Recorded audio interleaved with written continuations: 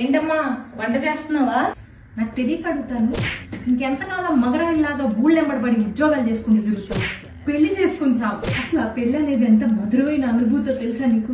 అలా భర్త కోసం ఉద్యోగం నుంచి ఎప్పుడెప్పుడు వస్తాడా అని ఎదురు తగలెడుతున్నాను కదా ఇక్కడ వంట.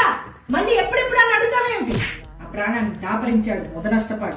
ఎప్పుడు చూసినా ఆఫీస్ నుంచి వచ్చి కుంభాలు మెక్కడమే గానీ ఏనాడైనా ఎంత కమ్మగా ఉండారు రాజ్యం మెచ్చుకున్న పాపాని పోయాడా? చిచి, నా కర్మకాలు పెళ్లి చేసుకున్నాను. నేను ఏం చెప్తున్నా నీకు? పెళ్లి ఎంత అద్భుతమైన అనుభూతో తెలుసా నీకు? భర్త కోసం భార్య కోసం. ఏందయ్యా వంట చేస్తుంటే నీ గోళ? ఎప్పుడు చూసినా కాళ్ళు నొక్కు చేతులు నొక్కు అనుకుంటూ రోగిష్టాన్ని ఇచ్చి పెళ్లి చేశారు మా అమ్మ వాళ్ళు. నా కర్మగారు. ఏం చెప్తున్నాను?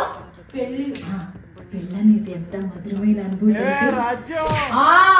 ఇంకోసారి పిలిచామంటే చెప్పు తెగేసి కొడతా నిన్ను. పిల్లని మహారాణిలా చూసుకునే మొగుడు వస్తాడు అనుకుంటే వంటింటి కుందేలు చేసి తగలంటాడు నేను.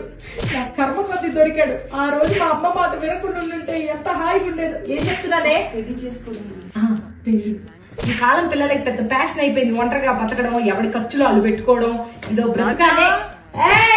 ఇంకొకసారి పిలిచామంటే గొంతులో గుచ్చుతానా? అవసరంగా తగిలాడు. ఏమంటున్నాను?